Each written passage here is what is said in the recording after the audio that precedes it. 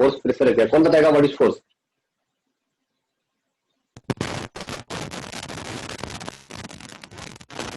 What is force? आप कर सकते, बोलिए। Simple language, force is push और पुल। पुश और पुल, ओके गुड, ठीक है, सबसे सिंपल वाला हो गया। Pressure of 20 kilo pascal act on area of 0.5 centimetre square आ गया। What is the normal force acting on that area? So जो प्रेशर दिया गया आपको, एक एग्जांपल है, वो पूछा है कि एक प्रेशर है और ये प्रेशर लग रहा है कितना, 20 किलो पास्कल, है ना, और हमें एरिया दिया गया है, यस समीर वेरी गुड, और जो एरिया दिया गया है, एरिया वो है शायद 0.5 मीटर स्क्वायर, 0.5 मीटर स्क्वायर।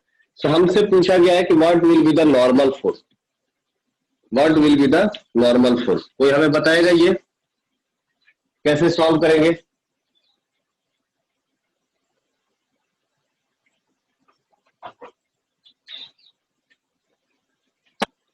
कैसे सॉल्व होगा ये?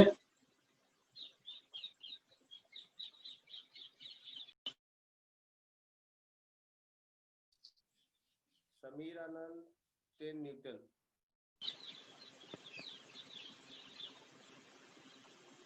सर मीटर नहीं सेंटीमीटर स्क्वायर, अच्छा 0.5 सेंटीमीटर स्क्वायर है, ओके सॉरी, ये है सेंटीमीटर स्क्वायर। चलिए मैं बता देता हूं, जो प्रेशर हो जाता है, प्रेशर इक्वल टू क्या हो जाता है, नॉर्मल फोर्स। नॉर्मल फोर्स को हमने क्या बताया था, इसी को हम लोग क्या बोलते हैं, थ्रस्ट फोर्स, है ना। Normal force divided by area, इसी को तो हम लोग प्रेशर बोलते हैं। और एरिया, ये जो प्रेशर है इसका यूनिट क्या होता था इस प्रेशर का यूनिट क्या होता था, what is the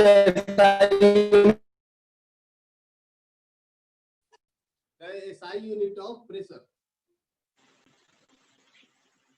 no no no no no, not metre. Anshul, Anshul बताइए, what is the SI unit of pressure? Pascal, yes. So यहां पर क्या दिया गया है, किलो पास्कल, समझ, न्यूटन पर मीटर नहीं, न्यूटन पर मीटर स्क्वायर। तो सिंपल है ना, पास्कल हो गया, है ना। तो पास्कल है, इसका मतलब क्या हो गया, इसके पहले लगा हुआ है किलो, और मैंने आप लोगों को शायद बताया था ऐसा, kilo, hecto, deci, deci, metre, इस तरह का मैंने बताया था क्या आप लोगों को? ये जो प्रीफिक्स होता है किलो, यहां से अगर आपको इस टर्म तक आना है तो आपको 10⁻³ से मल्टीप्लाई करना पड़ेगा। इसका मतलब 20 किलो पास्कल इक्वल टू कितना हो जाएगा, 20 इंटू 10⁻³ पास्कल, है ना। हम लोग वहां पर वैल्यू पुट कर देंगे, ये कितना आ जाएगा, 20 into 10⁻³ pascal is equal to F perpendicular divided by area, कितना दिया गया है, 0.5 इंटू सेंटीमीटर स्क्वायर में दिया है। एरिया का यूनिट क्या हो जाता है, what is the SI unit of area? Area का SI यूनिट क्या होगा? मीटर। अच्छा, तो ये सेंटीमीटर स्क्वायर में है, इसको कैसे कन्वर्ट करेंगे मीटर स्क्वायर में? सर इनटू करके। हाँ, कितने से, 1 सेंटीमीटर में कितने मीटर, 1 सेंटीमीटर में कितना मीटर? 1 सेंटीमीटर में 1000 है नहीं, 100 हाँ 100, तो 100 मीटर हो जाएगा। 1 सेंटीमीटर में 1/100 100 मीटर, है ना। इसका मतलब हम लोग क्या करेंगे, इसको 0.5 इंटू 1/100, ये 1 सेंटीमीटर कन्वर्ट हुआ मीटर में, हमें कितना है सेंटीमीटर स्क्वायर, मतलब एक और चाहिए 1/100, तो ये हो जाएगा क्या मीटर स्क्वायर, सही ना। तो यहां पर लिखना पड़ेगा 0.5 इंटू 1/100 इंटू 100 मीटर स्क्वायर। तो क्या हम लोग यहां से फोर्स परपेंडिकुलर नॉर्मल फोर्स निकाल सकते हैं। एफ परपेंडिकुलर इक्वल टू कितना हो जाएगा 20 into 10⁻³ multiplied by, cross multiply कर दें।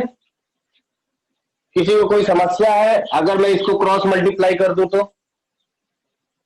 कर सकते हैं ना। अगर पर फोर्स के डिवाइड में ये पूरा का पूरा अगर डिजिट दिया गया है तो इक्वल्स टू के लेफ्ट हैंड साइड में आके क्या हो जाएगा मल्टीप्लाई में आ जाएगा, ये आया ना। यस और नो। सर क्या कह रहे हैं, फिर से बोलिएगा। फिर से मैं बोलता हूं, ये एफ परपेंडिकुलर के डिवाइड में 0.5 इंटू 1/100 इंटू 100 है, करेक्ट। तो ये जो एफ परपेंडिकुलर के डिवाइड में है ये इक्वल्स टू के ये साइड में आएगा तो 20 इंटू 10⁻³ के साथ मल्टीप्लाई में चला जाएगा ना। Yes sir. यही तो है रूल क्रॉस मल्टीप्लीकेशन का, कि ये यहां पर कुछ भी नहीं है तो क्या है डिवाइड में 1 है, तो 1 को इसके साथ मल्टीप्लाई कर दो, इसको इसके साथ मल्टीप्लाई कर दो। तो वही हम लोग कर रहे हैं यहां पर लिख देंगे 20 इंटू 10⁻³ इंटू 0.5 इंटू 1/100 इंटू 1/100, सही है। तो यहां पर अगर आप लोग देखेंगे तो ये कैंसिल आउट हो जाएगा, 10⁻³ से 2 शून्य और 1 शून्य और 1 10 बच गया, यहां से कैंसिल हो जाएगा। ये एफ परपेंडिकुलर कितना आ जाएगा 1 न्यूटन। समीर ये आपका डाउट था।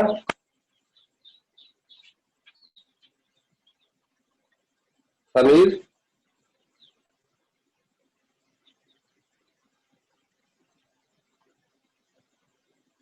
हो गया ना ये। अच्छा ये किसका डाउट था, हाँ रौनक सॉरी। तो ये क्वेश्चन हो गया क्या, किसी को कोई डाउट है। रौनक को कहना है फिर से रिपीट कर दीजिए। देखिए क्वेश्चन आपका क्या बोल रहा था कि एक प्रेशर है 20 किलो पास्कल का जो एरिया 0.5 सेंटीमीटर स्क्वायर पर लग रहा है। रौनक यहां तक क्लियर है। क्वेश्चन मतलब समझ गया ना, आपको फाइंड आउट करना था कि what is the normal force. तो जो प्रेशर का फॉर्मूला होता है वो यही होता है, force is equal to pressure is equal to normal force upon area, जो एरिया लगा हुआ है वो वाला। हमें क्वेश्चन में दिया गया है pressure is equal to 20 kilo pascal. तो जहां पर भी टर्म किलो इस्तेमाल हो जाए के, वहां पर समझ लीजिए कि आपको 10⁻³ से मल्टीप्लाई करना है। जैसे आपको 1 kg लिखा हुआ है तो 1 kg इज इक्वल टू कितना हो जाएगा 10⁻³ ग्राम, है ना। यहां पर केजी को ग्राम में कन्वर्ट करना है तो के को रिप्लेस कर दिया किससे 10⁻³ से। 1 किलोमीटर दिया हुआ है तो आप अगर इसको मीटर में लिखना चाहते हो तो क्या करेंगे 10⁻³ मीटर। तो जहां पर भी के आता है के फॉर किलो, के फॉर किलो, तो जहां पर भी किलो का टर्म रहेगा 20 पास्कल बाई के, मतलब नहीं समझे समीर आप कहना क्या रहे हो।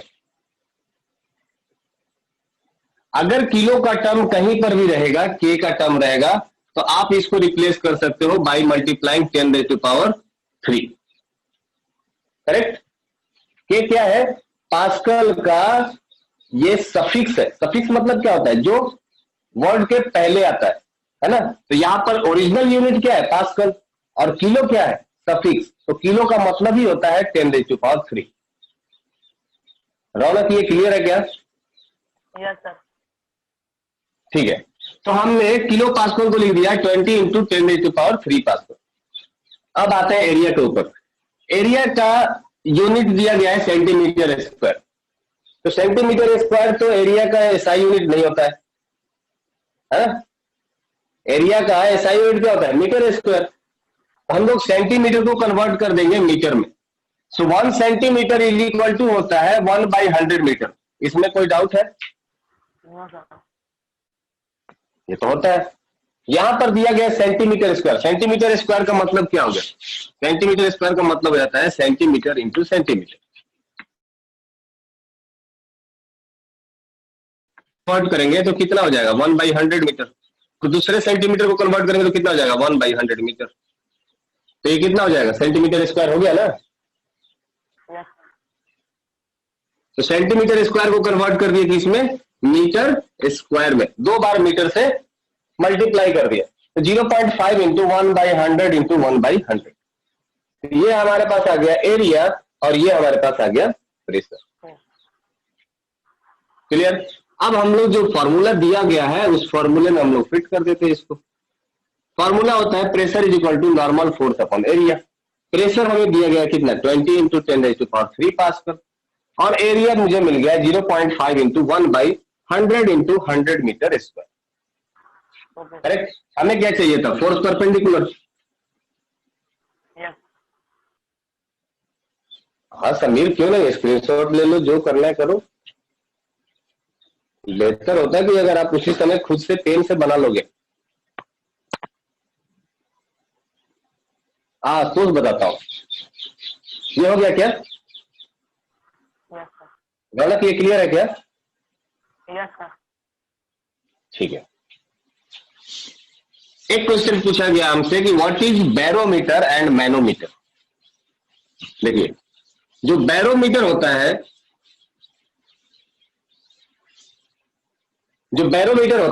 बैरोमीटर एटमॉस्फेरिक प्रेशर को मेजर करता है ना? बैरोमीटर का मैंने बताया भी था, शायद ऐसा डायग्राम बनाया था आप लोगों के लिए कि बैरोमीटर का एक कप साइज होता है जहां पर एक इन्वर्टेड कैपिलरी ट्यूब ऐसे रख दिया जाता है। बताया था क्या? इसका एक नाम है जिसको हम लोग बोलते हैं कैपिलरी ट्यूब। कैपिलरी का मतलब होता है वेरी थिन ट्यूब, बहुत ही पतला डायमीटर का अगर कोई ट्यूब होगा तो उसको हम लोग बोलेंगे कैपिलरी ट्यूब, है ना? और ये कोई सिलेंडर लाइक स्ट्रक्चर है। हाँ, तो यहां पर हम लोग एक लिक्विड फिल कर देते हैं। मोस्ट प्रोबेबली ऐसा होता है कि यहां पर हम लोग HG फिल कर दे, है ना?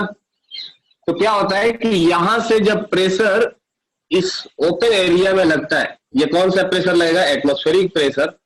तो यहां से लिक्विड इसमें राइज करने लगता है ना? और ये सर्टेन हाइट तक राइज करता है। ये तब तक राइज करेगा जब तक कि ये एटमॉस्फेरिक प्रेशर के बराबर ना हो जाए। ये होता है, इसी को हम लोग बोलते हैं बैरोमीटर, जो कि एटमॉस्फेरिक प्रेशर को मेजर करता है। और जो मैनोमीटर होता है, मैनोमीटर पाइप के फ्लो को मेजर करता है। मतलब पाइप के अंदर अगर कोई लिक्विड है तो उसके प्रेशर को मेजर करता है, जिसको हम लोग बोलते हैं मैनोमीटर। जैसे मान लीजिए कि यहां पर कोई लिक्विड है और ये कुछ भी वेलोसिटी से जा रहा है आगे की तरफ, है ना? तो यहां पर इसका एरिया कुछ और होगा। सपोज दैट एरिया यहां पर A0 है और यहां पर इस पाइप का जो एरिया है वो है A1। कौन सा एरिया की बात कर रहा हूं मैं? Cross section area. जैसे यहां पर ये इतना मोटा होगा ऐसा, और आगे जाकर के ये धीरे धीरे पतला होते चला जाएगा। दैट मीन्स कि इस पॉइंट पर यहां पर जो लिक्विड प्रेशर होगा और जो थिन वायर है वहां पर जो लिक्विड का प्रेशर होगा, ये इन दोनों के बीच में डिफरेंस को अगर मेजर करना होगा तो हम लोग एक ट्यूब इस्तेमाल करते हैं यू शेप का, जिसको बोलते हैं मैनोमीटर। मान लीजिए इसका नाम है इस पॉइंट का A और इस पॉइंट का नाम है B। तो बेसिकली ये जो मैनोमीटर है इसी को हम लोग बोलते हैं मैनोमीटर। ठीक है? तो ये मैनोमीटर क्या करेगा? It measures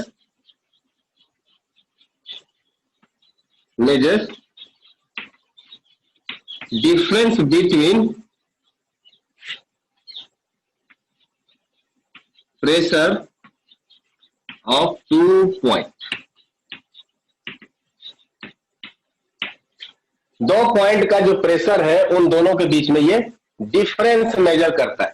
so pressure of manometer will be equal to pressure of A minus pressure of B. इसी को हम लोग बोलते हैं मैनोमीटर। क्या ये समझ में आया? जिसका भी ये डाउट था, ये है बैरोमीटर और ये है मैनोमीटर। अच्छा, इसका यूज कहां होगा? इसका यूज तो हो जाता है एटमॉस्फेरिक प्रेशर मेजर करने के लिए।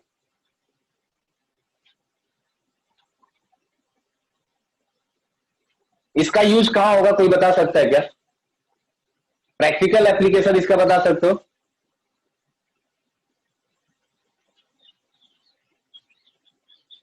सर डैम में। डैम में नहीं, डैम में नहीं, डैम में यूज नहीं होता है। पाइप ये यूज किया जाता है हाँ पाइपलाइन में। Very good. नहीं, टैप्स में नहीं, पाइपलाइन में। जैसे सपोज दैट कि अभी इंडिया क्या करता है, कजाकिस्तान से गैस पाइपलाइन या ईरान से गैस पाइपलाइन लेकर के इंडिया में आता है ना, पता है ना आप लोगों को? एक तो गैस आ जाता है कि आप कंटेनर में फिल कर दीजिए एंड बाय शिप आप इंडिया में लेके चले आइए। दूसरा मेथड क्या है कि जब हमें बार बार गैस वहीं से मंगवाना है तो एक गैस पाइपलाइन ऐसे बिछा देते हैं और वहां से गैस प्रेशर करके सेंड करेंगे गैस पाइपलाइन के थ्रू और इंडिया में उसको रिसीव कर लेंगे। This is another method. कर सकते हैं ना? बताइए। बहुत महंगा होगा। अब महंगा तो होता है, लेकिन अगर लॉन्ग टर्म में इसका यूज देखा जाए तो सस्ता भी तो हो जाता है। इनिशियल कॉस्ट काफी हाई है कि वहां से गैस के लिए एक पाइपलाइन बिछाते बिछाते इंडिया तक चले आओ। करेक्ट, यह तो महंगा है। बट अगर लॉन्ग रन में देखा जाए कि मान लो यही काम अगर आपको अगले 15-20 साल तक करना है तो 15-20 साल तक का कंटेनर का जो शिपिंग कॉस्ट होगा, इस केस में पाइपलाइन में शिपिंग कॉस्ट 0 है, कुछ भी नहीं है ना, तो वो बैलेंस हो जाता है। Is all water has same pressure? नहीं, कर्तव्य ऐसा नहीं है। If object weight 240 in earth and the same thing weight is 40 in Y. अच्छा हाँ आशुतोष, बताता हूं मैं आपके क्वेश्चन पे भी आता हूं आशुतोष। एंड कर्तव्य, सभी वाटर के प्रेशर सेम नहीं होते हैं। वाटर का प्रेशर डिपेंड करता है कि वाटर लेवल कितना हाइट पर है। ये हाइट इस एच पर डिपेंड करता है।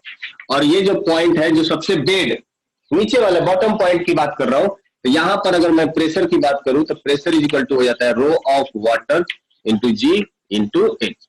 रो मतलब हो जाता है डेंसिटी, जी मतलब acceleration due to gravity and H मतलब हाइट। हाँ बिल्कुल बिल्कुल समीर, आपने तो आंसर दे ही दिया है, फिर भी मैं आपको बताता हूं। चलिए मैं उस आंसर पर आता हूं। सबसे पहले मैं बता दूं कि ये जो मैनोमीटर का जो यूज होता है, ये हम लोग इस्तेमाल करते हैं, ये सारे इंजीनियर्स इस्तेमाल करते हैं टू चेक। मैं तो मिटा दिया यार, पहले बोलना चाहिए ना। मैनोमीटर का इस्तेमाल किया जाता है कि अगर 2 पाइपलाइन में फ्लो हो रहा है, पाइपलाइन का एरिया सब जगह सेम है ना। मान लीजिए एरिया यहां पर भी ए है, यहां पर भी एरिया ए है ना। तो इन दोनों पॉइंट के बीच में, मान लीजिए ये ए है और ये ए डैश मान लिया, तो इन दोनों पॉइंट्स के बीच में आप लगा दीजिए मैनोमीटर, है ना। अब चूंकि एरिया सेम है तो दोनों पॉइंट पर प्रेशर क्या होना चाहिए?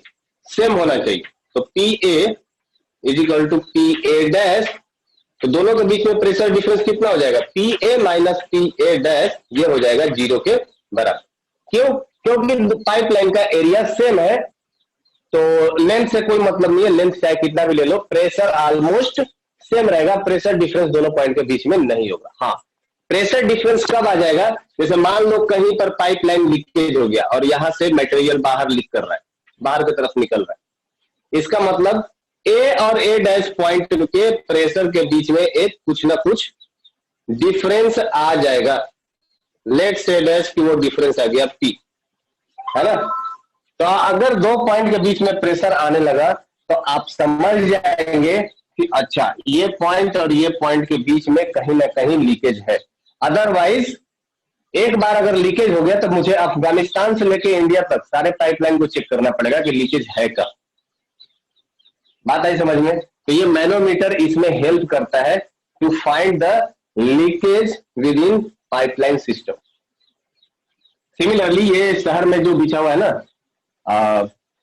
जो भी वाटर डिस्ट्रीब्यूशन होता है, आपके छपरा में नल जल योजना, नल में पानी आता होगा, तो उसमें भी ये पॉइंट इस्तेमाल किया जा सकता है to find the pressure between 2 points. We can use manometer.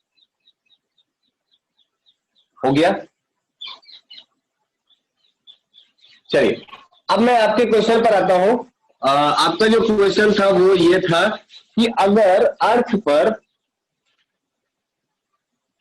Barometer ना ही वाटर के लिए है ना ही गैस के लिए है, ये एटमॉस्फेयर के लिए। इससे मोस्टली हम लोग एटमॉस्फेरिक प्रेशर मेजर करते हैं। अब एटमॉस्फेयर में आप ही बता दो कि वाटर है कि गैस है कि लिक्विड है या सॉलिड है। आपने बोला कि अगर अर्थ पर, ये अर्थ है, अगर अर्थ पर किसी का वजन 240 केजी है तो मून पर इसका वजन 40 केजी हो जाता है। ऐसा क्यों? ऐसा इसलिए बिकॉज जो अर्थ है इसका मास ऑफ अर्थ, ये मास ऑफ मून से मास ऑफ मून से ज्यादा है। ठीक है। और दूसरी बात, रेडियस ऑफ अर्थ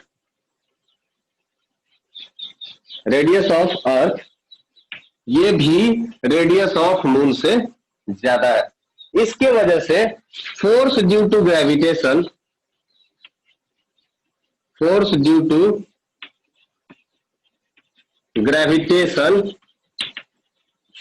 ये अर्थ पर फोर्स ड्यू टू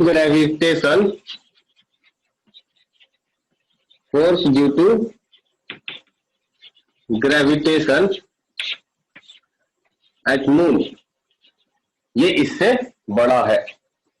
इसलिए यहां पर रखा गया ऑब्जेक्ट का वेट ज्यादा होता है और यहां पर रखे हुए ऑब्जेक्ट का वेट कम होगा। ये वेट कितने का बराबर हो जाएगा? Mass into G. ये जी क्या है? Acceleration due to gravity. तो जी किसके लिए लेंगे? अर्थ के लिए, है ना।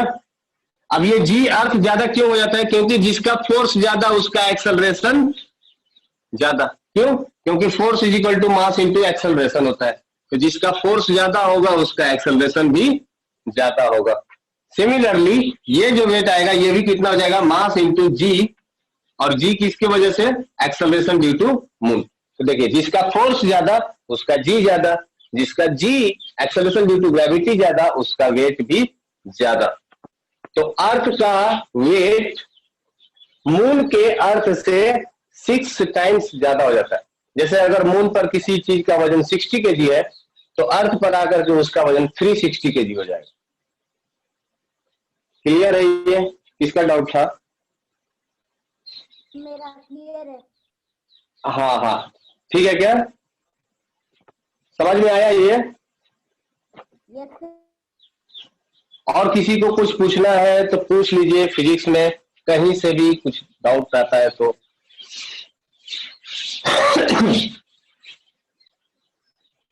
In which direction the pressure of rocket will है? In which direction the pressure of rocket when we launch it? Pressure बोल रहे हो या फोर्स बोल रहे हो? प्रेशर किस तरफ लगेगा ये? तुम ही बताओ। अगर ये हमको रॉकेट ऊपर की तरफ भेजना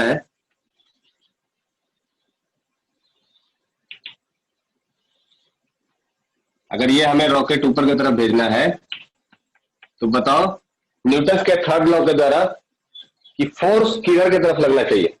पीछे की तरफ। नीचे की तरफ, ऐसा ना? नीचे की तरफ।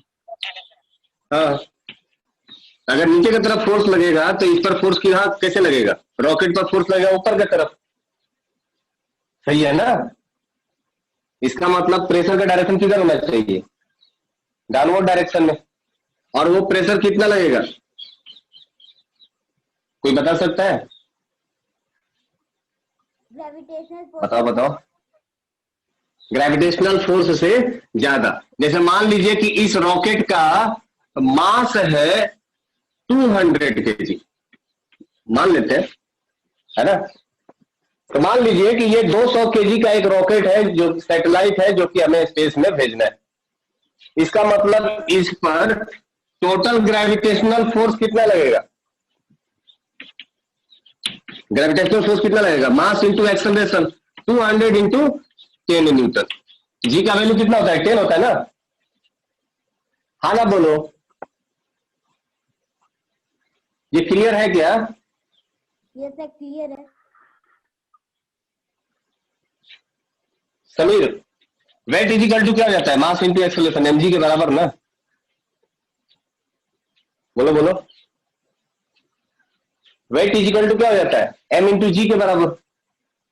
सर फ्रिक्शन, सॉरी, अब बोलो। ग्रेविटेशनल फोर्स इक्वल्स टू क्या होगा सर? 200 इंटू 10। 10 किसके लिए है जगह पे? 10 है जी का वैल्यू। जी किसको बोलते हैं? Acceleration due to gravity. Gravity, इसी को बोलते हैं ना?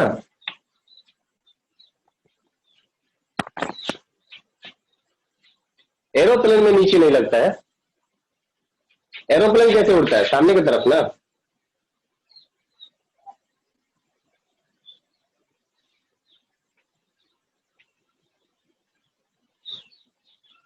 एरोप्लेन ऐसे की तरफ जाता है ना? और ना ही इसमें पीछे की तरफ धुआं निकलता है, ना ही इसमें सामने की तरफ निकलता है, ना ही इसमें नीचे की तरफ निकलता है।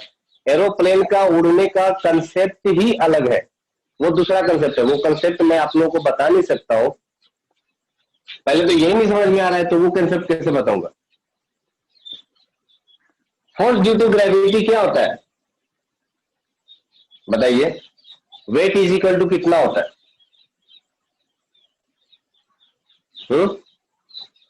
बताया था sir. Anees, Anees sir weight आप हो? Equals to weight is equal to M G. M क्या है यहां पर? मास। मास। मास। ओके, ठीक है। तो यहां पर एम जी के बराबर है। इसका मतलब अगर इस रॉकेट का मास 200 kg है तो फोर्स ड्यू टू ग्रेविटी कितना हो जाएगा? 200 इंटू 10। जी क्या है? 10। ये सही है ना? आया ना? बोलो बोलो बोलो। इसका मतलब ये 200 इंटू 10, ये फोर्स किधर लग रहा होगा? नीचे की तरफ, अर्थ की तरफ। Force due to gravity F G. इतने फोर्स से अर्थ इस रॉकेट को नीचे की तरफ खींच रही होगी, है ना? Yes sir. Yes sir. जल्दी जल्दी बोलते जाओ भाई, रिप्लाई जल्दी करो तो मुझे आगे बढ़ने में निशानी होगी। समझ में आया तो हाँ बोलो जल्दी से, नहीं समझ में आया तो ना बोलो जल्दी से, ताकि मैं जल्दी से आगे बढ़ जाऊं। इसका मतलब ये फोर्स एफ जी से ये अर्थ इस रॉकेट को नीचे की तरफ खींच रही होगी। अगर मुझे इस रॉकेट को ऊपर की तरफ उठाना है, ऊपर की तरफ लेकर के जाना है, इसका मतलब मिनिमम फोर्स जो इस पर अप्लाई करना होगा वो कितना करना पड़ेगा? एफ जी के बराबर। Yes sir. है ना? जैसे अगर ये ऑब्जेक्ट 5 kg का है, अगर ये ऑब्जेक्ट 5 kg का है तो इसको उठाने के लिए कम से कम जो फोर्स लगाना पड़ेगा कितना लगाना पड़ेगा? 5 kg, तभी ना उठेगा ये। सर तो इस रॉकेट पर जो फोर्स लगाना पड़ेगा मिनिमम कितना लगाना पड़ेगा? 200 इंटू 10 का। 2000। इसका मतलब हाँ 2000 न्यूटन का फोर्स लगाना पड़ेगा।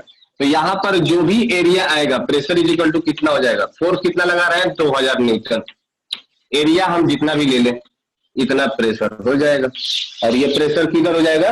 डाउनवर्ड डायरेक्शन में होगा, तभी तो ये फोर्स ऊपर की तरफ लगेगा, तो ये रॉकेट लिफ्ट अप हो जाएगा। किसी ने पूछा कि हेलीकॉप्टर से कोई भी चीज टकराता है तो आग क्यों लग जाता है? बिकॉज हेलीकॉप्टर के पास ऑलरेडी इतना स्पीड होता है। अभी आप हेलीकॉप्टर का छोड़िए ना, आप अगर सिंपल बाइक पर अगर बहुत स्पीड से जा रहे हैं और सामने से एक मच्छर आके आपको टकरा जाए तो ऐसा लगेगा कि किसी ने बहुत जोर से एक चाटा मारा है। होता है ना? हुआ है क्या ऐसा? नो सर, कभी नहीं हुआ। नो सर कभी नहीं। नो सर हाँ, कभी नहीं कभी हुआ। No sir. कभी हाँ, कभी फील नहीं हुआ है ना? कभी बैठोगे बाइक पर, पप्पा के साथ अगर बैठ के जाओगे और अगर बाइक स्पीड में होगा या समझो कभी ट्रेन में बैठे हुए और किसी ने पानी उधर से गिरा दिया और पानी का झोंका काफी तेजी से आया आपके तरफ, है ना? तो हर एक पार्टिकल आपको ऐसे लगेंगे जैसे लग रहा है किसी ने चाटा मारा, इतना तेज लगेगा। क्योंकि जो जितने ज्यादा वेलोसिटी से होता है उसके पास उतना ज्यादा एनर्जी होता है ना? उसके पास उतना ही मोमेंटम होता है और जिसके पास ज्यादा एनर्जी होगा वही तो आपको एनर्जी प्रोवाइड कर सकता है। ठीक है? एनर्जी तो मोटरसाइकिल में है, मच्छर के पास थोड़ी ना। अरे मच्छर के पास है ना। क्यों? क्योंकि अगर आप v वेलोसिटी से जा रहे हो तो वो भी v वेलोसिटी से जा रहा है। यही तो मोशन में हम लोग पढ़ते हैं कि अगर आप ट्रेन में बैठे हुए हो, अगर आप v वेलोसिटी से जा रहे हो और अगर आप बाहर देखते हो, बाहर एक आदमी जो खड़ा है सिंपली रेस्ट में, तो वो आपको ऐसे लगेगा कि वो पीछे की तरफ गया v वेलोसिटी से। होता है ना? अगर आप गाड़ी में बैठे हुए हो, आप सामने की तरफ जा रहे हो, तो बाहर का आदमी आपको ऐसे लगेगा कि वो पीछे की तरफ जा रहा है। अच्छा, बहुत तेजी में लगता है। बहुत तेजी में जाता है ना? तो इसका मतलब आपके रेस्पेक्ट में उसके पास वेलोसिटी है। एक मच्छर बेचारा जो अस्थिर से बैठा होगा, अगर आप खुद जाकर के उससे टकरा जाओगे तो उसके पास भी तो v वेलोसिटी आ गया ना। चलिए थोड़ा सा वो डीप फिजिक्स है, वो बाद में करेंगे। पर इतना समझ लीजिए कि हेलीकॉप्टर का स्पीड ज्यादा होता है तो कोई भी ऑब्जेक्ट अगर उसमें जाकर टकराएगा, फ्रिक्शन होगा, फ्रिक्शन और दूसरा इम्पैक्ट बहुत तेज होगा। इवन छोटा सा पार्टिकल भी जाके टकरा गया तो इतना ज्यादा फोर्स काफी हो जाता है उसमें एक हीट प्रोड्यूस करने के लिए, और जैसे ही हीट प्रोड्यूस हो जाएगा उसमें, तो उसमें आग लग जाएगी। समीर का कहना है कि which device is use to find the direction of wind. कौन सा device direction of wind find out करने के लिए इस्तेमाल होता है? Wind clock. हाँ जी, विंड क्लॉक। विंड फ्लॉप क्या होता है? सर एक मुर्गा टाइप का ऊपर बना रहता है, जिस तरफ हवा आता है उसको उस तरफ फेंकते और कोई? Throw up paper in atmosphere. ऊपर फेंकने, एक पेपर ऊपर फेंकने से पता चलता है। तो मुर्गा वाला ठीक है, लेकिन विंड क्लॉक बोलते हैं या क्या बोलते हैं? सर वैन। नहीं, इसका एक सिंपल फिजिक्स में नाम है जिसको बोलते हैं एनीमोमीटर। ठीक है क्या? क्या सर? हम्म? एनीमोमीटर।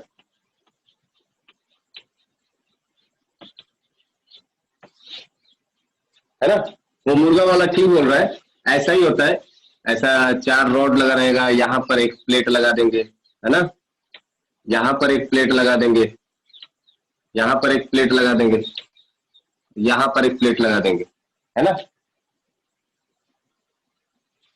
हाँ, तो एनीमोमीटर से हम लोग डायरेक्शन फाइंड आउट कर लेते हैं। ये इस पर एक एरो लगा दीजिए ऐसा, और ये पॉइंटिंग हो जाएगा ऐसा, है ना?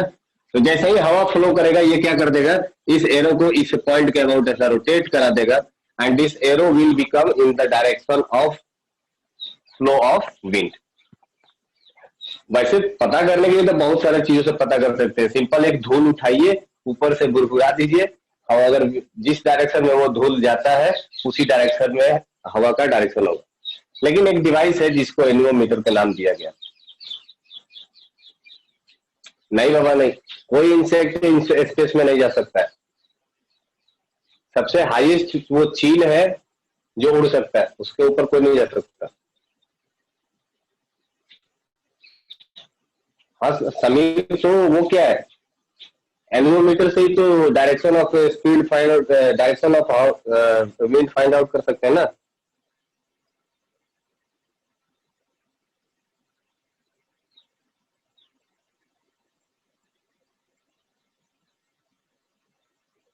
नहीं, अच्छा तो कौन सा होता है, तुम्हें बता दो। ओके समीर, सो डायरेक्शन किससे फाइंड आउट करते हैं वो बता दो।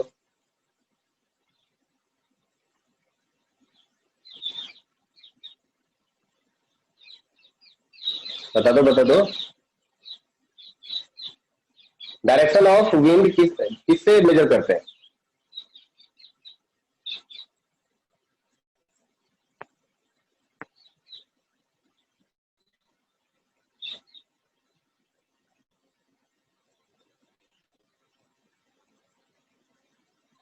नहीं पता, एनोमीटर से ही फाइंड किया जाता है। एनोमीटर से आप दोनों फाइंड आउट कर सकते हैं। ये जो कप है ना, ये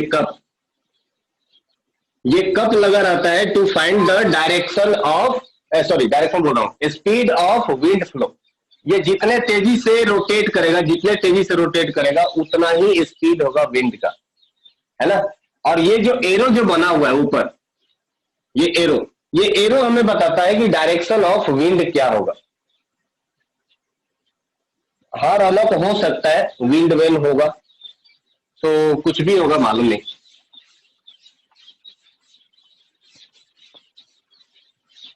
वो आप याद रख सकते हो, उसको विंड वेन बोलते हैं या क्या बोलते हैं। हम तो नॉर्मल एरो ही बोलते हैं। वेदर कॉक बोल रहा, अच्छा कोई कॉर्क बोल देता है, कोई वेन बोल देता है, कोई एरो बोल देता है, तो जिसको जो समझ में आए। अब ये सब आप फालतू के क्वेश्चन आप लोग पूछ रहे हो, आप इसका मतलब आप लोगों का डाउट खत्म हो गया। सो नेक्स्ट चैप्टर कौन सा है, नेक्स्ट चैप्टर कौन सा स्टार्ट किया जाए। फ्रिक्शन हो चुका है ना।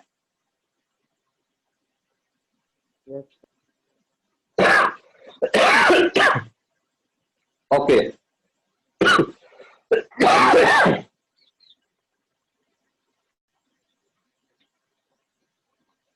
साउंड पढ़ना है नेक्स्ट टॉपिक।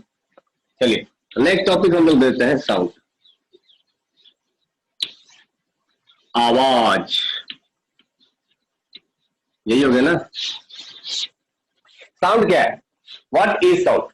जो हम लोग बोल दिए यही साउंड है ना। जो हम लोग बोल दिए ये साउंड ही तो है। साउंड प्रोड्यूस करने के बहुत सारे तरीके। पहला चीज हो गया कि साउंड है क्या। जो हम लोग बोलते हैं ये है क्या। हमने जो बोला, क्या ये दिखा किसी को, सिर्फ सुनाई देता है, क्या किसी को दिखाई देता है। आप बिल्कुल अलग, साउंड की भी स्पीड होती है। हाँ, sound is produced by vibrating body, ये तो बुक में दिया गया। पर जो मैंने बोला, क्या ये किसी को दिखाई दिया, नहीं दिखाई दिया, तो ये साउंड हवाई का जाता का है। इट इज इनविजिबल, ये दिखता नहीं है। तो साउंड किस फॉर्म में होता है, कहां होता है, कैसा होता है। इसका सिंपल है डेफिनेशन साउंड का, उसको हम लोग बोल सकते हैं it is a form of energy. It is form of weapon नहीं है, form of energy है। It is a form of energy which travels from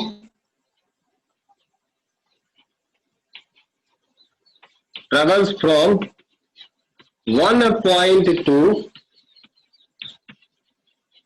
another through a medium.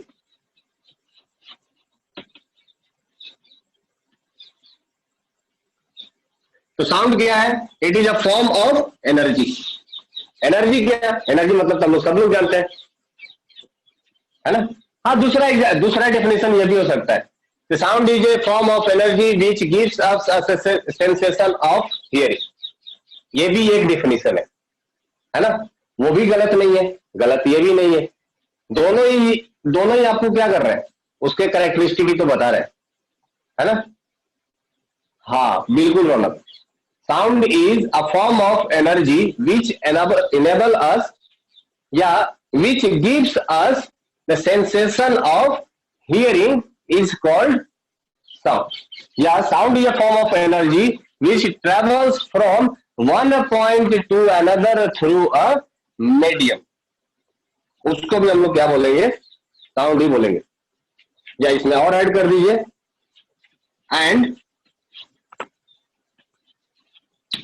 and gives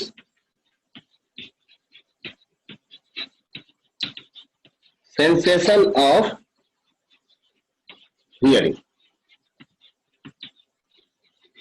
और परफेक्ट हो गया, ये हो गया आपका डिफिनेशन साउंड का।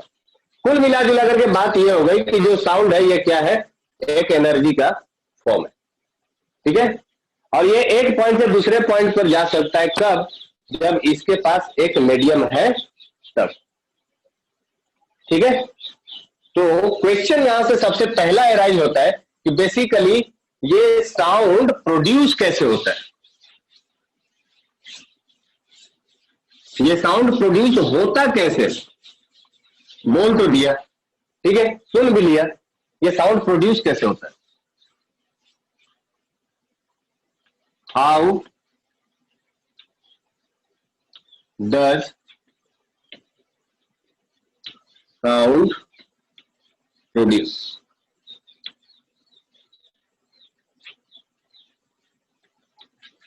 साउंड कैसे प्रोड्यूस होता है बताइए। आप सब लोग पहले से पढ़े हुए हो, by vibrating body from our voice box और लिरिक्स, ठीक है, ये भी ठीक है। सो वाइब्रेटिंग बॉडी हमारे अंदर जहां से हम लोग बोलते हैं, ये कंठ लिरिक्स जहां से हम लोग बोल रहे हैं, इसका मतलब यहां पर भी कोई ऐसा ऑब्जेक्ट होगा जो वाइब्रेट कर रहा होगा, है ना। सो एक थिन वॉल होता है, जब हम लोग बोलते हैं वोकल कॉर्ड एक थिन वॉल होता है, जब हम लोग बोलते हैं इसका मतलब कुछ जो हवा होता है, जो एयर मॉलिक्यूल्स होते हैं, वो हाई स्पीड में यहां से बाहर निकलते हैं थ्रू द वोकल कॉर्ड, और वो जो थिन वॉल होता है वो उसको वाइब्रेट कराता है, और उसके वाइब्रेशन के वजह से साउंड प्रोड्यूस होता है। और वो वाइब्रेशन की वजह से साउंड प्रोड्यूस होता है, तो हम लोग बन बन कर बोलना चाहिए था, ये ऐसा कखा कैसे बोल पाते हैं, एबीसीडी कैसे बोल पाते हैं, that is by the help of this thing. आपकी जो लिप है या जो टंग है, बाय टीथ, इससे हम लोग क्या कर रहे हैं, एयर के फ्लो को कंट्रोल करते हैं, जिसके वजह से एक पार्टिकुलर फ्रीक्वेंसी के साउंड बाहर निकलता है। लाइक हारमोनियम, ना वहां पर जीभ है, ना कंठ है, ना होठ है, फिर भी कुछ भी नहीं है, तो हम लोग क्या कर लेते हैं, वहां से साउंड को हम लोग कंट्रोल कर लेते हैं, है ना, और एक म्यूजिकल साउंड बाहर निकलते हैं, इंस्ट्रूमेंट निकालते हैं, ठीक है। तो हम लोग एयर के फ्लो को कंट्रोल कर सकते हैं, जिसकी वजह से हम लोग तरह तरह के अलग अलग टाइप के साउंड प्रोड्यूस कर पाते हैं। तब भी आते हैं धीरे धीरे, स्लोली, या बोलो तो चैप्टर को खत्म कर देता हूं अभी, एक ही दिन में सब खत्म करना है। साउंड का स्पीड, साउंड प्रोड्यूस क्यों होता है, साउंड कहां तक जाता है, साउंड में प्रेशर कैसे वेरी करता है, सब बता दूं अभी। धीरे धीरे आएंगे ना भाई, साउंड स्टार्ट किया है तो स्पीड तक भी जाएंगे, स्पीड के आगे तक जाएंगे, क्यों घबरा रहे हो, जस्ट वेट करो। जितना बता दिया उसमें अगर कोई चीज छूट गया या कुछ पूछना है तो वो पूछिए, पहले ही आगे आगे आगे आगे पूछना स्टार्ट कर देते हो। अब मैं ये छोड़ करके सबसे पहले आपका डाउट क्लियर करूं तो हो गया ना चैप्टर खत्म। तो चैप्टर पढ़ाना क्या है, डायरेक्ट बोल देता हूं, साउंड चैप्टर, डाउट बताइए।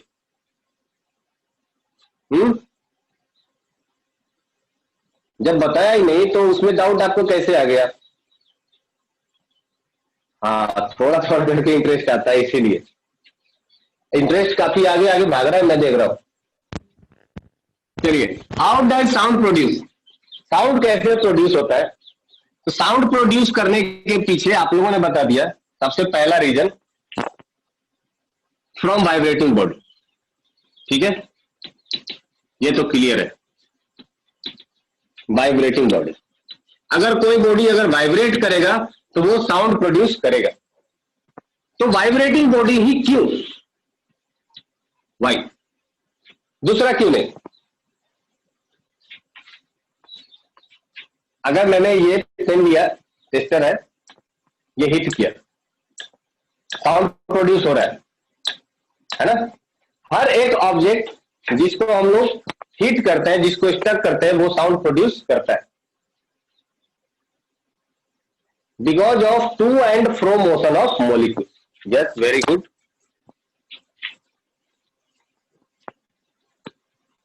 यस, कौन सा? Because of to and fro motion. देखिए होता क्या है कि मान लीजिए कि अगर मैंने ये एक ऑब्जेक्ट लिया जो कि रॉड टाइप है ना, और इसको हमने वाइब्रेशन सेट कर दिया। वाइब्रेशन सेट कर दिया, इसका मतलब ये रॉड कुछ टू एंड फ्रो मोशन करेगा, ऐसा ये अपने एक पॉइंट के अबाउट ऑसिलेट करना स्टार्ट कर देगा, है ना। ये ऐसा टू एंड फ्रो मोशन करना स्टार्ट कर देगा। अब ये रॉड जहां पर भी होगा, इसके आसपास एयर के मॉलिक्यूल्स होंगे, है ना। ये सब एयर के मॉलिक्यूल होंगे इधर आसपास में, ऐसा ही होगा ना, ये एयर के मॉलिक्यूल्स होंगे।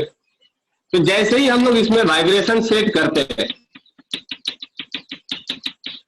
ये जैसे हम लोग इसमें वाइब्रेशन सेट करते हैं, इसको जरा सा हम लोग जूम करके देखेंगे तो देखो एक्चुअल में ये कैसा दिख रहा होगा। ये एयर के मॉलिक्यूल्स कुछ ऐसे बड़े बड़े मैंने बना दिए, जूम किया है, एयर के मॉलिक्यूल्स ऐसा बड़ा बड़ा दिख रहा होगा, है ना। ये एयर के मॉलिक्यूल्स हो गए, और ये वो रॉड का पार्ट हो गया जो कि वाइब्रेट कर रहा है।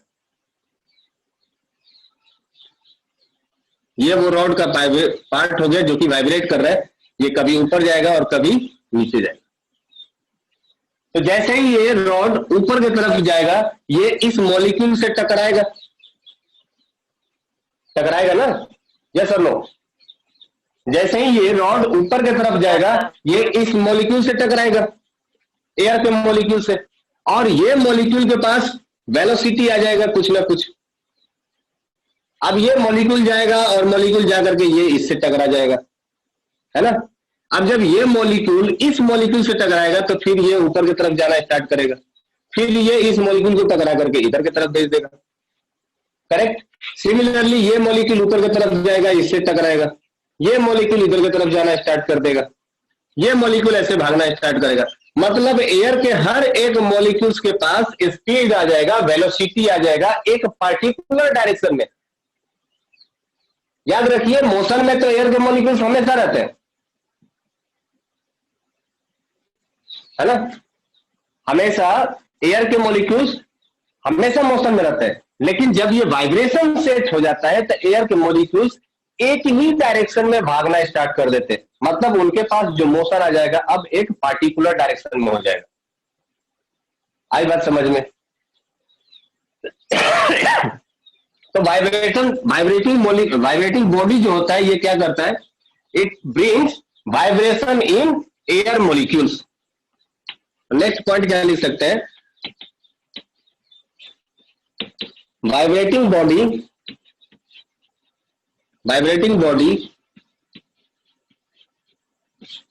brings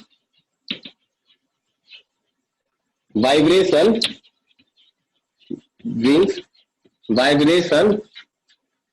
in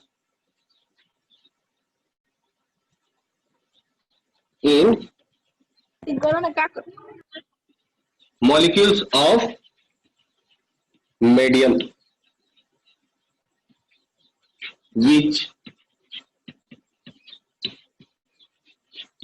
which produce sound।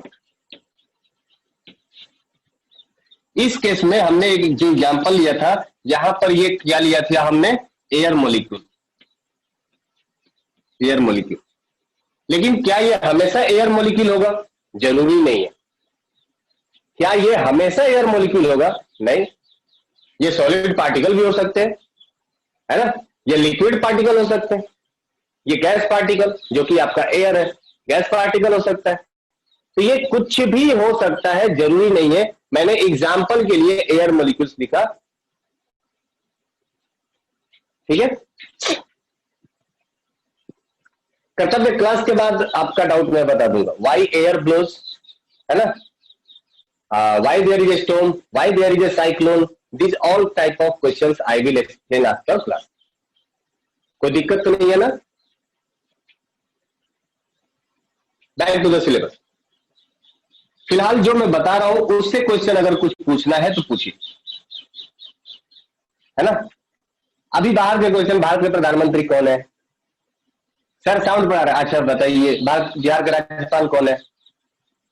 अरे यार, असुरा का शादी हो रहा है, खुर्ती का गीत गा रहे हो।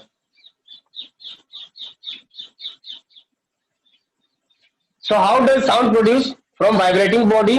और वाइब्रेटिंग बॉडी क्या करता है? जो उसके आसपास के जो मीडियम है, उसके मीडियम को ये प्रोड्यूस कर सकता है, वाइब्रेशन में ला सकता है, और उस वाइब्रेशन के वजह से साउंड प्रोड्यूस होता है। तो ये हो गया how does sound produce.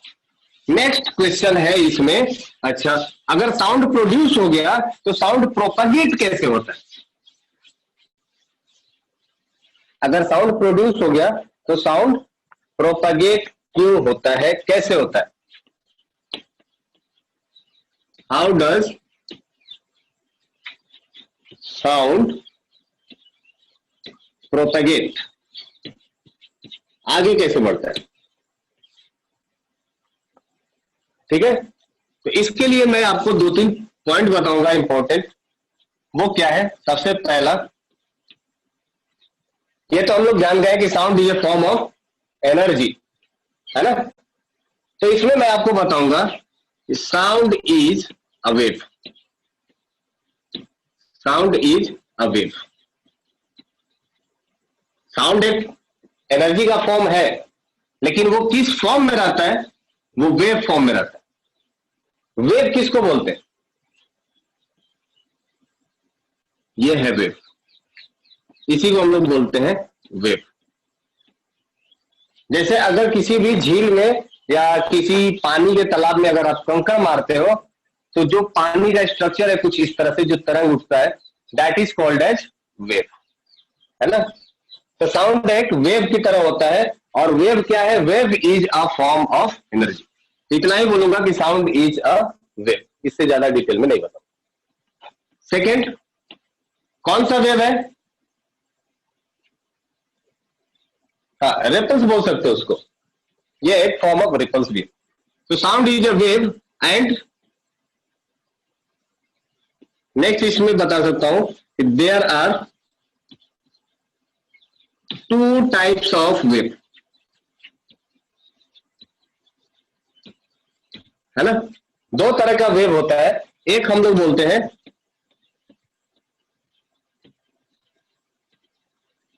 Transverse wave, और दूसरा हम लोग बोलते हैं लॉन्गिट्यूडिनल वेव।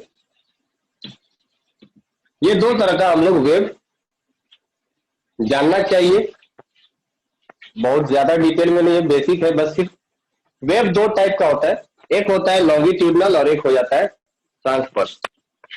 और इन दोनों को हम लोग बोलते हैं कंबाइंड करके मैकेनिकल वेव। ये दोनों जिस टाइप के फॉर्म है, इसको हम लोग बोलते हैं प्रोपेगेशन। का मतलब होता है मूवमेंट, कैसे आगे बढ़ता है, कैसे प्रोपेगेट करता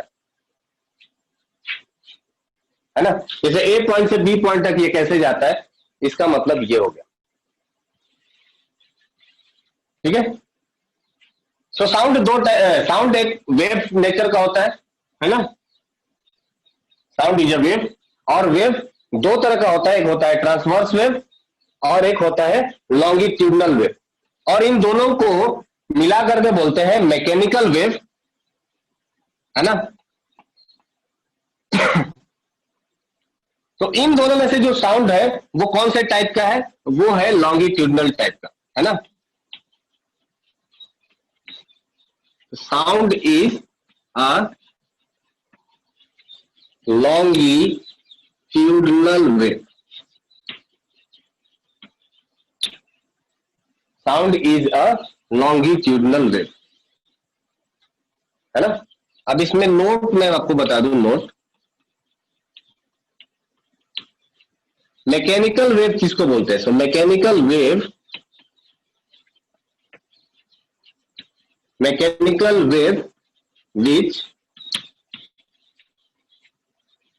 which requires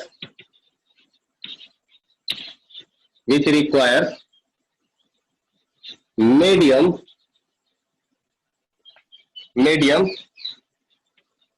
for its propagation।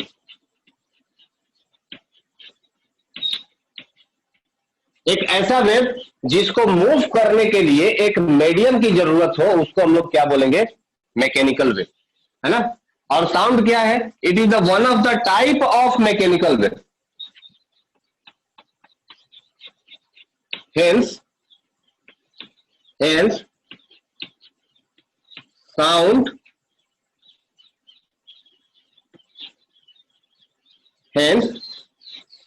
requires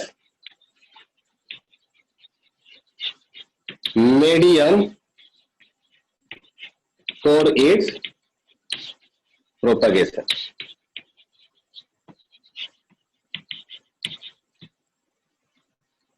ठीक है। तो चूंकि जो साउंड होता है, sound is also a type of mechanical wave, और मैकेनिकल वेव को मूव करने के लिए बिना मीडियम का वो मूव नहीं कर सकता है, तो साउंड के लिए भी क्या चाहिए, एक मीडियम की जरूरत पड़ेगी।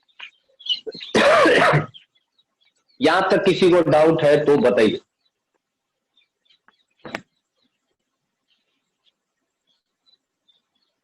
यहां तक किसी को कोई डाउट है, कुछ पूछना है इसमें से? No sir. No sir. आगे बढ़े, चलिए। एक क्वेश्चन है मेरा, आप बताइए, अगर आप चंद्रमा पर बैठे, चंद्रमा मतलब पता है ना, मून, चंदा मामा। अगर आप चंद्रमा पर बैठे हैं और आपके बगल में एक बम फोड़ दिया जाए, तो क्या आपको सुनाई देगा? No sir. Yes sir, no? No sir. अच्छा, बाकी लोग को सुनाई देगा? अच्छा सही है, नहीं सुनाई देगा। किसको किसको सुनाई देगा? देखिए, चंद्रमा पर कोई हवा नहीं है, कोई मीडियम नहीं है प्रोपगेशन का, तो आपको साउंड सुनाई नहीं देगा।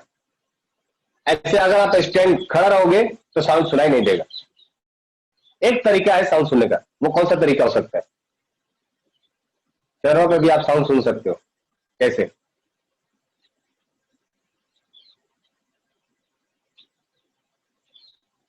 हाँ, वैक्यूम तो है, फिर भी एक तरीका है जिससे कि आप साउंड सुन सकते हो। सर एक एयरफिल्ड चेंबर में। नहीं, सिंपल आप जमीन पे सो जाइए कान रख के, और क्या है ना। जमीन अभी भी तो सॉलिड है वहां का, तो जो अगर बम पड़केगा वहां पर जो वाइब्रेशन प्रोड्यूस होगा वो वाइब्रेशन आपके कान तक चला आएगा। लेकिन हमें क्या पता कि कब बम पटकेगा, तो हम क्या दिन भर ऐसे कान लगा के सोए रहेंगे? सो ऐसे अगर आप खड़े रहोगे तो कोई साउंड नहीं आएगा। लेकिन फिर भी अगर आपको साउंड पता करना है तो हम जमीन पर कान रख के सो सकते हैं। जैसे आप लोगों को पता होना चाहिए कि अगर ट्रेन कितनी दूर है, अगर आपको ये पता करना है, या ट्रेन आ भी रही है नहीं आ रही है, अगर पता करना है तो आप पटरी पर कान रख के चेक कर सकते हैं, है ना। अगर ट्रेन उस पटरी के ऊपर आ रही होगी तो वो ट्रेन का पटरी वाइब्रेट करेगा, तो पता चल जाएगा कि अच्छा इस पटरी के ऊपर ट्रेन आ रही है। लेकिन ये रिस्की है, ये नहीं करना है। हाँ रौनक, ये रिस्की है। पता चला कि आप कान लगाए चेक करने के लिए और ट्रेन उसी समय आ गया, तो ये करना नहीं है, मैं बता रहा हूं कि ट्रेन अगर कुछ दूर पर है तो वो किस पटरी पर आ रही है ये हम लोग चेक कर सकते हैं बाय द हेल्प ऑफ उसके जो रेल है, रेल पर आप, हाँ ऐसा नहीं करना है, बिल्कुल ऐसा नहीं करना है। अच्छा, जो मछली होती है पानी के अंदर, वो लोग आपस में बात करते हैं, है ना, और वो जो बात करते हैं वो हम लोगों को भी पता नहीं करता है।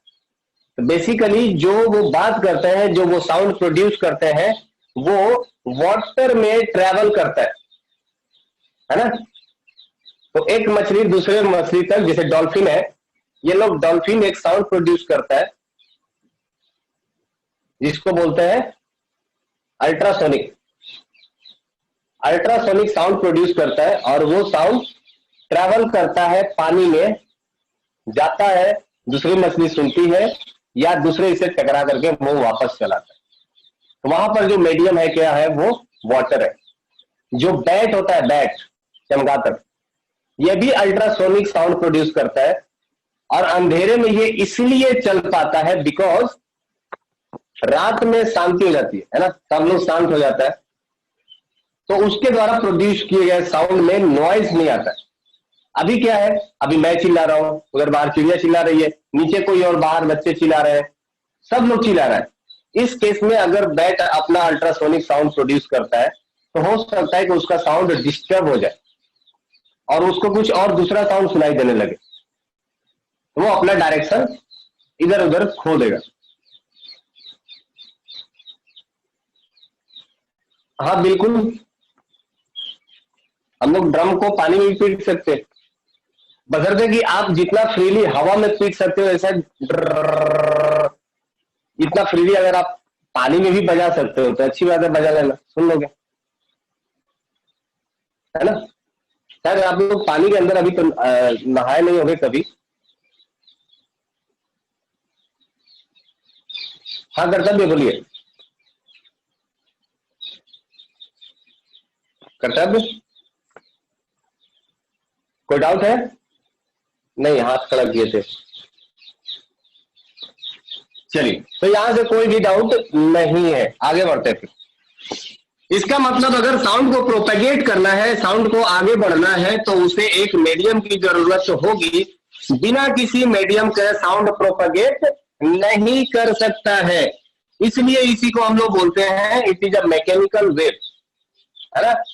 और मैकेनिकल वेव बिना किसी मीडियम का आगे नहीं जा सकता। How sound can be produced by collision of two object. Sameer, जब दो ऑब्जेक्ट कोलाइड करते हैं, जब दो ऑब्जेक्ट कोलाइड करते हैं, let say these are the two object, है ना, ये एक हथौड़ा है और ये एक टेस्टर है।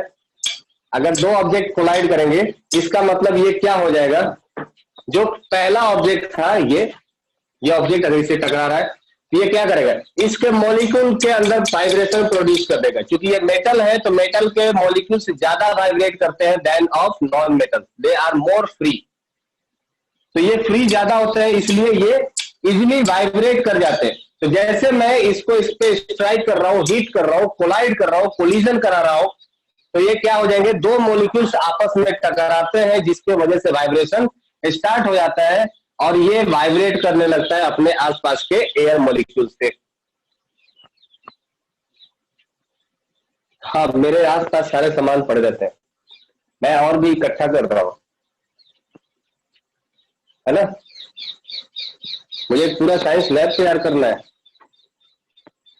चलिए, कोई बात नहीं, आगे बढ़ते हैं। सो साउंड को प्रोपागेट करने के लिए, साउंड को मूव करने के लिए एक मीडियम की जरूरत होती है और बिना मीडियम का साउंड प्रोपागेट नहीं कर सकता है। वैक्यूम में साउंड प्रोपागेट नहीं कर सकता है ना। चलिए, ये पॉइंट सबको क्लियर हो गया होगा। दूसरा चीज, अब आते हैं कि चलिए साउंड अगर प्रोपागेट करने के मीडियम चाहिए तो किस मीडियम में साउंड कितना स्पीड से मूव करेगा।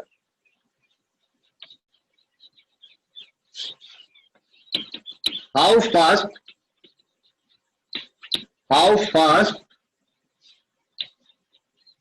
कैन साउंड ट्रेवल, कितना तेज चल सकता है ऐसा?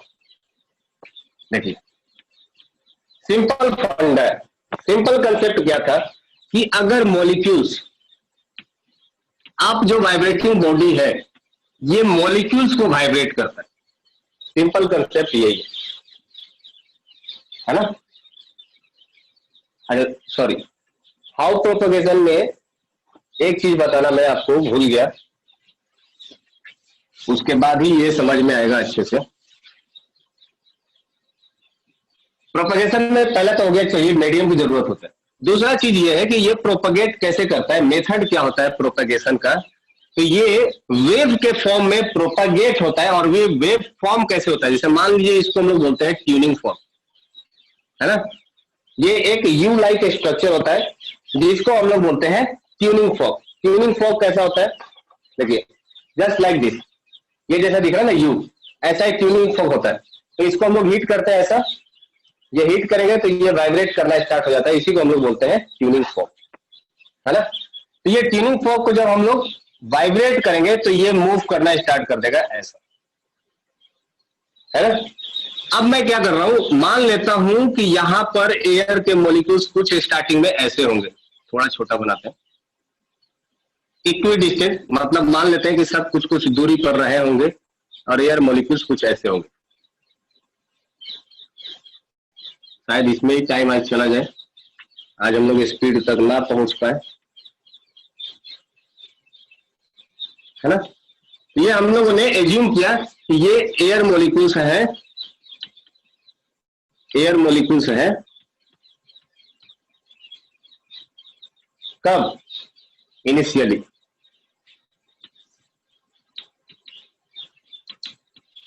इनिशियली, ठीक है? ये हो गया एयर मॉलिक्यूल। अब जैसे ही हम लोग इसको ट्यूनिंग फोर्क को वाइब्रेट कराया, है ना, ये वाइब्रेशन में आ गया। ये ट्यूनिंग फोर्क क्या करेगा, ये अपने पास वाले मॉलिक्यूल्स को वाइब्रेशन सेट करेगा, तो ये शिफ्ट हो जाएगा इधर के तरफ, है ना? करस्पॉन्डिंग ये शिफ्ट हो जाएगा इधर के तरफ, ये शिफ्ट हो जाएगा इधर के तरफ, और ये मॉलिक्यूल शिफ्ट हो जाएगा ऐसे। मतलब अगर मैं सेकंड स्टेप की बात करूं तो जब ट्यूनिंग फोर्क कुछ इस तरह के पोजीशन पर रहा होगा,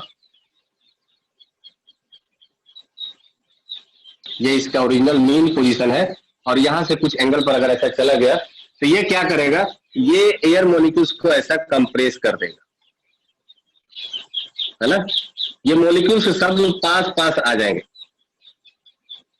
तो जो ट्यूनिंग फोर्क के नजदीक वाला जो मॉलिक्यूल होगा ये सबसे करीब आ जाएगा, और देन इसके दूर वाले पार्टिकल थोड़ा थोड़ा अभी भी दूरी पर रहेंगे, मतलब उनमें अभी भी डिस्टरबेंस नहीं पहुंचा होगा, है ना?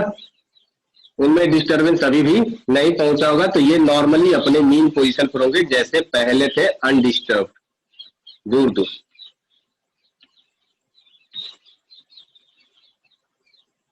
ये आपको दिख रहा है, ये इतना पोर्शन, ये वाला, है ना? इस पोर्शन को हम लोग बोलते हैं कंप्रेशन। कंप्रेशन मतलब ये जो मॉलिक्यूल होगा ये दोनों एक दूसरे के सबसे नजदीक होंगे, और जब मॉलिक्यूल सबसे नजदीक होते हैं तो इस पॉइंट को, इस सेक्शन को हम लोग बोलते हैं कंप्रेशन, और जब मॉलिक्यूल्स दूर दूर होते हैं लाइक इन दिस पार्ट, तो इसको हम लोग बोलते हैं रेयर फ्रैक्शन। रेयर फ्रैक्शन, है ना? ये जब ट्यूनिंग फोर्क ऐसे दबा होगा, अंदर की तरफ वाइब्रेट होके गया होगा, तो ये स्टार्टिंग का सिनेरियो है। स्टार्टिंग में जो नियर बाई मॉलिक्यूल्स होंगे ये कंप्रेस हो जाएंगे, जो दूर के मॉलिक्यूल्स होंगे ये अभी भी अनडिस्टर्ब होंगे, जैसे पहले थे वैसे ही अभी भी होंगे। थोड़े देर के बाद जब ये ट्यूनिंग फोर्क इस पोजीशन पर रहा होगा, जब ये वाइब्रेट करेगा तो ऐसे करेगा, है ना? जब ये इधर की तरफ आ जाएगा तो ये मॉलिक्यूल्स क्या कर जाएंगे, एक्सपेंड कर जाएंगे, और एक्सपेंड करके जो ऐसे अपना पहले थे वैसे आ जाएंगे, है ना, जैसे पहले थे वैसे एक्सपेंड कर जाएंगे। और ये जो कंप्रेशन है ये अब यहां से मूव होकर के आगे चला जाएगा, ये आगे चला जाएगा और ये कंप्रेशन कुछ अब ऐसा स्टार्ट हो चुका होगा नेक्स्ट वाले पोजीशन पे।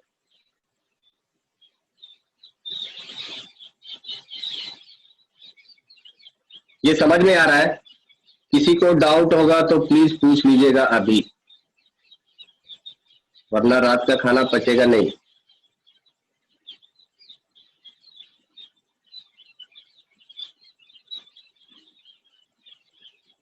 ये देखिए, अब बाकी के जो मॉलिक्यूल होंगे वो सारे के सारे अनडिस्टर्ब्ड होंगे, है ना। अनिश को समझ में नहीं आया। तो ये जो मॉलिक्यूल होंगे, अब देखिए पहले यहां पर था, अब ये कंप्रेस होकर के यहां पर आ गया, मतलब ये कंप्रेशन मूव हो रहा है, करेक्ट। तो इसी को हम लोग क्या बोलते हैं,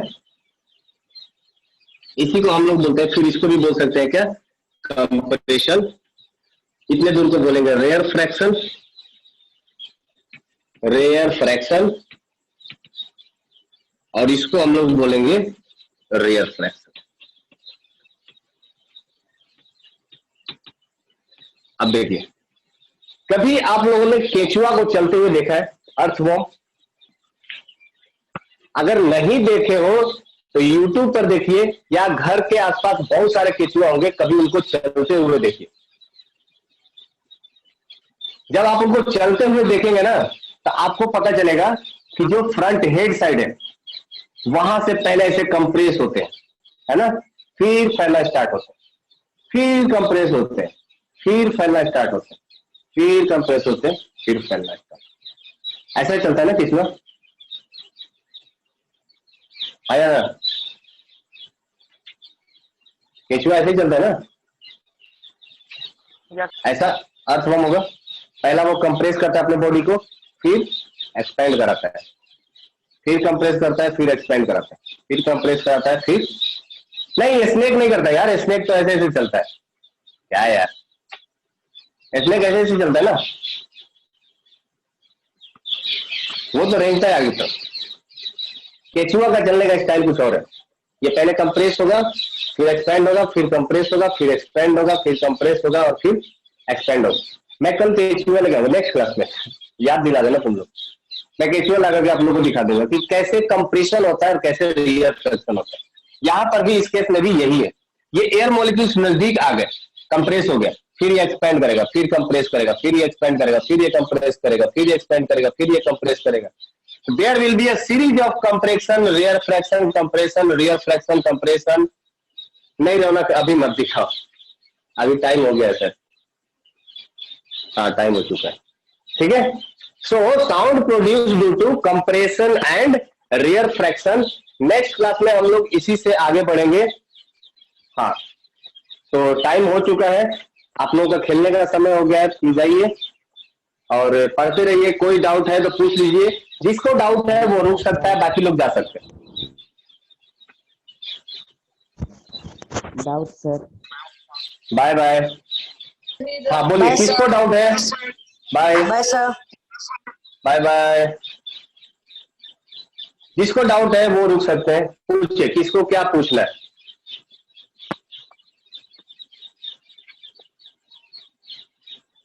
हाउ एयर ब्लोज, हवा कैसे बढ़ता है?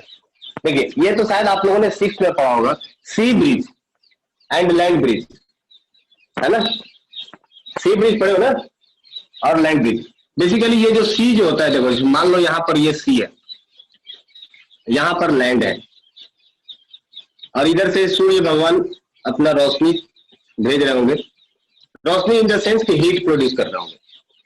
तो जो यहाँ पर ये जो वाटर है, ये जो वाटर, ये जो वाटर है, ये वाटर क्या हो जाएगा? आप सब लोग को पता है कि जो लैंड है, जमीन, ये थोड़ा देर से गर्म होता है देन ऑफ वाटर, है ना। पानी पहले हीट हो जाएगा। आप एक कटोरे में मिट्टी रख दीजिए, एक कटोरे में पानी, दोनों को गैस पर रख दीजिए, चेक करिए कि दोनों में से किसका टेम्परेचर सबसे पहले हाई होता है। And you will observe that कि जो पानी का टेम्परेचर है वो जल्दी हाई हो गया, वो ज्यादा बढ़ गया, है ना। इसका मतलब पानी ज्यादा गर्म होता है देन कंपेयर टू लैंड। अब सेम टाइम के लिए सोचिए कि जो सूर्य से, जो सन से रोशनी आ रही है, जो हीट आ रहा है, ये लैंड पे भी पड़ रहा होगा और साथ ही साथ सी वाटर पे भी पड़ रहा होगा। इसका मतलब पानी का टेम्परेचर ज्यादा बढ़ रहा होगा, पानी का टेम्परेचर ज्यादा तेजी से बढ़ रहा होगा देन ऑफ लैंड। ये पॉइंट क्लियर है? कर्तव्य, इसमें डाउट है क्या?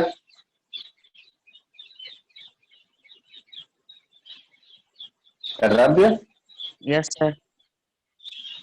इसमें कोई डाउट है, कुछ पूछना है इसमें? ये पॉइंट क्लियर है क्या? पानी जल्दी गर्म होगा और धरती लेट से। डन? चलिए, अब जो एयर के मॉलिक्यूल्स है, जो एटमॉस्फेयर है, ये पानी के ऊपर भी है और लैंड के ऊपर भी है, जमीन के ऊपर भी है। इसका मतलब जब पानी हीटअप होगा, जब पानी गर्म होगा, तो इससे लगने वाले एयर मॉलिक्यूल्स भी गर्म हो जाएंगे, और जो लैंड हीटअप होगा, इससे लगने वाला एयर मॉलिक्यूल्स तो गर्म होगा। दोनों में से कौन सा एयर मॉलिक्यूल्स के पास टेम्परेचर ज्यादा होगा? जो पानी से ज्यादा सटा होगा, यही ना? यस और नो? बताइए। पानी का टेम्परेचर ज्यादा है तो पानी से जो एयर मॉलिक्यूल्स लगे होंगे उसका भी टेम्परेचर ज्यादा होगा। लैंड का टेम्परेचर कंपैरेटिवली कम है तो इससे लगा हुआ एयर मॉलिक्यूल्स का टेम्परेचर क्या होगा? कम होगा। ये पॉइंट क्लियर है? चलिए, अगर ये क्लियर है तो मैं आपको बता दूं कि अगर टेम्परेचर हवा का बढ़ता है ना, जैसे दो हवा है, दो चैम्बर है, ये मान लो चैम्बर 1 हो गया और ये चैम्बर 2, इसका टेम्परेचर T1 है, इसका टेम्परेचर T2, या टेम्परेचर T1 T2 नहीं बोलते हैं, इसको 50 डिग्री सेल्सियस बोलते हैं और इसको बोल देते हैं 100 डिग्री सेल्सियस, है ना। और अगर इन दोनों को पाइप से कनेक्ट कर दोगे तो हवा फ्लो करने लगेगा हाई टेम्परेचर से लो टेम्परेचर। क्यों? क्योंकि अगर हाई टेम्परेचर होगा तो उसके मॉलिक्यूल्स के पास काइनेटिक एनर्जी ज्यादा होंगे ड्यू टू द टेम्परेचर। हाँ मीन्स कोस्टल एरिया में इसलिए एयर का स्पीड ज्यादा होता है, हमारे एरिया में एयर का स्पीड कम होता है ना। क्यों? क्योंकि कोस्टल एरिया से एयर चल के आता है और यहां तक आते आते उसको काफी सारे हिंड्रेंस को फेस करना पड़ता है, लाइक ट्रीज, बिल्डिंग्स, ये सारे हिंड्रेंस होते हैं। तो इसके वजह से एयर का स्पीड काफी स्लो हो जाता है कोस्टल एरिया में। इसीलिए जितने भी ये एयर विंड मिल जो होते हैं, हाँ, माउंटेनियस एरिया में भी आपका स्पीड ज्यादा मिलेगा। तो जितने भी विंड मिल होते हैं वो कोस्टल एरिया में, नजदीक में एरिया में ज्यादा मिलते हैं, क्योंकि वहां पर एयर का फ्लो ज्यादा तेज होता है। आई बात समझ में? ये पॉइंट क्लियर है क्या? आप जैसे घर में चूल्हा बन रहा है, चूल्हा पता है ना, गैस, तो अगर घर में चूल्हा होगा या गैस होगा तो वहां पर देखोगे कि आपके आसपास के एरिया के जो मॉलिक्यूल्स होंगे, एयर मॉलिक्यूल्स, वो गर्म हो जाएंगे। तो दूसरा तरीका ये हो जाता है कि जो एयर मॉलिक्यूल्स गर्म हो जाएगा, ये इसका वेट कम हो जाता है, इसका डेंसिटी कम हो जाता है और ये ऊपर की तरफ जाने लगता है। जैसे ही एयर मॉलिक्यूल्स हीटअप होंगे वो ऊपर की तरफ जाना स्टार्ट हो जाते हैं, है ना, जिसके वजह से आसपास के जो एयर मॉलिक्यूल्स है, जो ठंडा है, जो कोल्ड है, ये उस जगह को भरपाई करने के लिए, उस जगह को भरने के लिए चलना स्टार्ट कर देते हैं, है ना। चारों तरफ से ये चलना स्टार्ट हो जाएंगे, इसके वजह से प्रोड्यूस होता है स्टॉर्म। एक पार्टिकुलर एरिया में गर्मी बहुत ज्यादा बढ़ जाएगा जहां से एयर मॉलिक्यूल्स ऊपर की तरफ जाना स्टार्ट कर देंगे, और जब एयर मॉलिक्यूल्स ऊपर की तरफ जाना स्टार्ट कर देंगे तो चारों तरफ से हवा क्या हो जाएगा? बढ़ना स्टार्ट हो जाएगा। चारों तरफ से ये बढ़ना, हवा उधर फील करना स्टार्ट कर देगा, जिसकी वजह से प्रोड्यूस हो जाता है स्टॉर्म, है ना, तूफान आ जाएगा। इसीलिए मोबाइल में जो वेदर कंट्रोलर होता है, जो वेदर ऐप होता है, ये क्या करते हैं? अपने आसपास के एयर प्रेशर को मेजर करते हैं। अगर एयर ज्यादा गर्म हो जाएगा तो वहां पर लो प्रेशर जोन होगा। जब भी आप कभी सुनोगे वेदर न्यूज तो आप उसमें पता चलेगा कि बोल रहा है तो बिहार के ऊपर लो प्रेशर जोन क्रिएट हो गया है और केरला में हाई प्रेशर जोन क्रिएट हो गया है, जिसके वजह से केरला से हवाएं चल करके बिहार की तरफ बढ़ रही है। इसका मतलब क्या हो गया कि हाई प्रेशर से लो प्रेशर की तरफ हवा ऑटोमेटिक बहना स्टार्ट हो जाता है। अनदर थिंग इज कि एक समय में अर्थ के ऊपर सूर्य किसी हाफ पार्ट में ही अपना एनर्जी प्रोड्यूस कर सकता है, बाकी के हाफ पार्ट में क्या होगा, अंधेरा होगा, उधर ठंडा होगा, है ना। तो जिस साइड में सन का रोशनी आ रहा है, जिस साइड में सन का लाइट आ रहा है, वो साइड में हीट बढ़ जाएगा, टेम्परेचर हाई हो जाएगा, और जिधर रात होगा उधर टेम्परेचर कम हो जाएगा। इसका मतलब इधर से भी उधर जाना स्टार्ट हो जाएगा। करेक्ट? ओके कर्तव्य, आई होप क्लियर ही होगा। और किसी को कोई डाउट है आउट ऑफ द सिलेबस, अगर कुछ भी क्वेश्चन पूछना है तो प्लीज क्लास के बाद पूछा करिए, है ना। चलिए ओके, तो मिलते हैं नेक्स्ट क्लास में, बाय बाय। ओके।